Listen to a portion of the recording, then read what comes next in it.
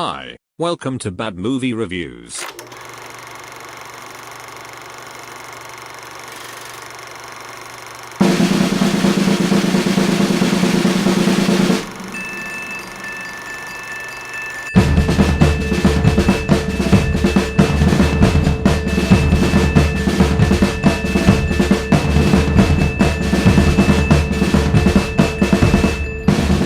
Baby bats, I choose you as champion. Shazam feels like a smaller-scale Aquaman, tonally incoherent, inexplicably plotted, desperate to entertain. The script by Henry Gayden is, like Aquaman before it, burdened by the sense that Warner Brothers suits felt Shazam would be a one-off and thus, every bit of the 8-decade-old comic mythology would need to be referenced and explained.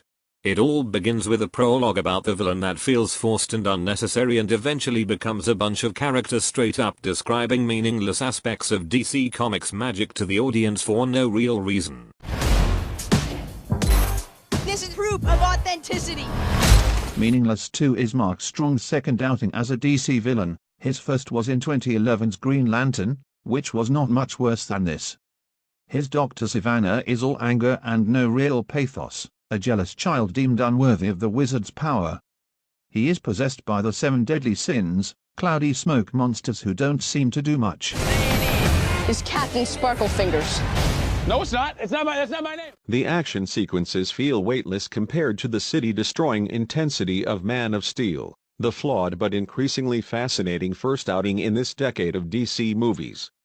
Many fans would like to forget Man of Steel, but curiously Shazam alludes to it frequently, right up to the final scene, with a closing shot so bizarre that it somehow encapsulates the current state of this franchise in the saddest way possible. It's almost an impressive accomplishment to make a film about a ne'er-do-well kid who is chosen by an ancient wizard to become a godlike super being, and have it come out so utterly bereft of wonder. After all, making literal the transformation fantasy we all engage in when we see superhero movies seems like a slam dunk. But for that to work, the film needed to employ a genuinely childlike approach. Instead, Shazam is as blandly presentational as a market research PowerPoint. When you're 18, give these people a chance, because that's what they're giving you.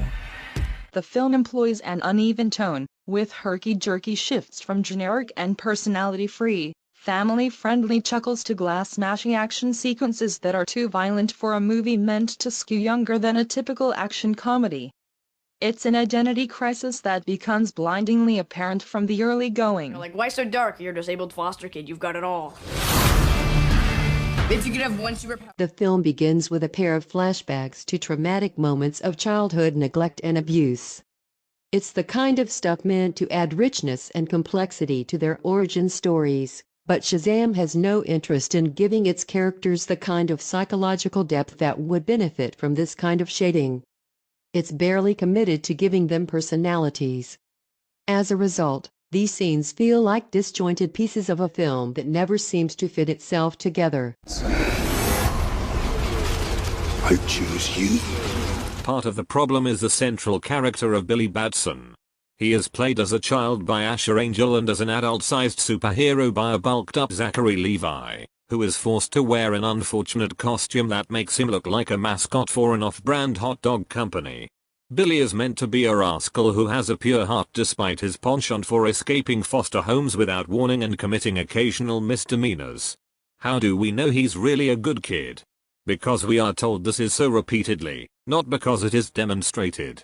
The Billy on display swings from being a brat to a cipher. Anything about this Cape Crusader stuff? Can I? Oh, yeah. Making Billy such a blank slate ends up hindering the story in several ways, from which the film never recovers.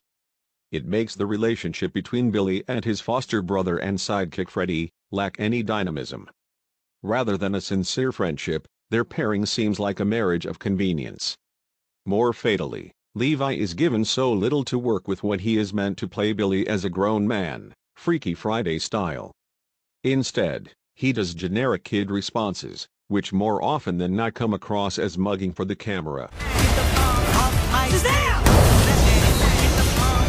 There are a handful of high points. But even the potential magic of these moments is dispelled by the seriously underwritten characters and hammy acting that haunt almost every aspect of the film. By the end, Shazam feels like a corporate product that's so thirsty for approval from all quadrants that it never ends up figuring out what it is.